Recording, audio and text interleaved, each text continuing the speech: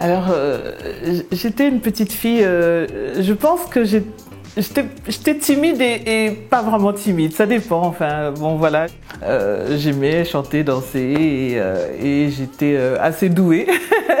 J'étais assez douée parce que je me faisais quand même pas mal remarquer à cette époque. J'étais au lycée et je voulais faire mon premier job d'été. Mais finalement, j'ai fait un casting et ce casting, c'était Cassav. Mon premier job d'été, ça a été de faire un spectacle, une tournée avec Cassav.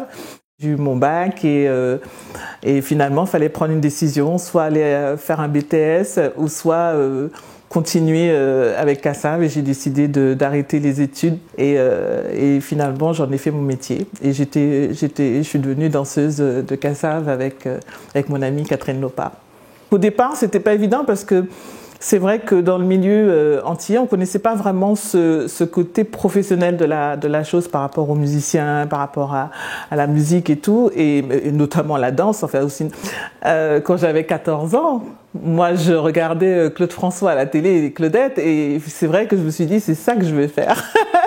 Et finalement, au lieu de devenir Claudette, parce qu'il est mort entre-temps, et j'ai pas eu le temps de le rencontrer, on va dire, je suis devenue Cassavette, et du coup, voilà, ma mère, elle a accepté et puis ma mère a fait confiance aussi à Jacob Desvarieux et puis Pierre-Édouard Décimus qui sont quand même venus la voir parce que quand j'ai passé le casting, ma mère n'était pas encore au courant et ils ont dû venir demander l'autorisation pour que je puisse, parce que j'avais 17 ans. Donc voilà, et finalement ça s'est très bien passé, j'ai trouvé une famille très aimante. J'ai continué par le chant.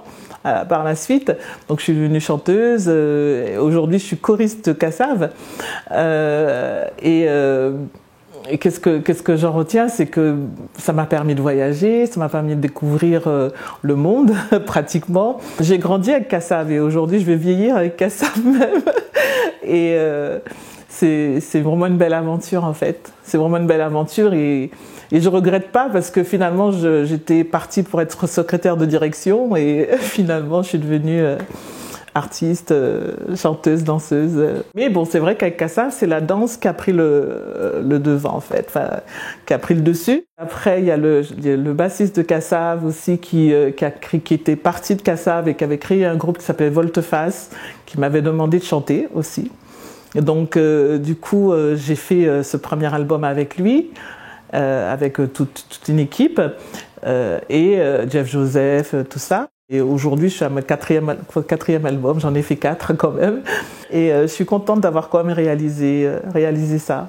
Mais voilà, j'aimerais pouvoir continuer à composer. J'ai encore des choses à dire, mais je ne sais pas encore trop, mais j'ai encore des choses à dire. Ben, moi, je me suis pas donné de barrière en fait. Donc, et heureusement aussi que mes parents ne m'ont pas donné de barrière. Parce que je pense que j'aurais pu passer à côté, comme beaucoup sont passés à côté, puisque moi, des fois, j'ai rencontré des jeunes qui avaient envie de faire ce métier, mais la peur on ne sait pas c'est quoi ce métier, comme je disais en plus à l'époque, c'était pas vraiment encore un métier, c'était une passion. Il y avait beaucoup de gens qui faisaient de la musique, mais il y avait toujours un métier à côté. Alors que là, moi je vis de mon métier, par exemple. Et moi je dis qu'il faut foncer, il faut y aller.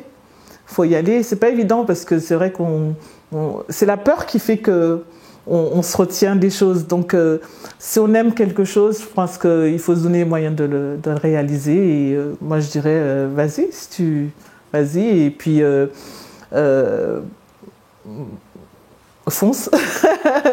Je suis quand même heureuse de ce que j'ai réalisé. Je suis quand même heureuse de ce que je suis. Pour moi, je pense que voilà, j'ai réalisé c'est mon côté professionnel. C'est vrai qu'après, maintenant, il y a une vie de femme et de famille que j'ai pas vraiment réalisé puisque j'ai pas d'enfants par exemple. J'ai des filleuls, j'ai des filleuls qui sont quand même mes enfants, donc ça va. Mais maintenant, il me faudra une deuxième vie et puis réaliser ma vie de femme. On va dire ça comme ça. J'ai fait de bonnes rencontres donc qui m'ont permis ça, qui m'ont permis de me réaliser, de me construire. Et puis je remercie aussi beaucoup ma maman qui a toujours été, je crois que c'est une de mes premières fans.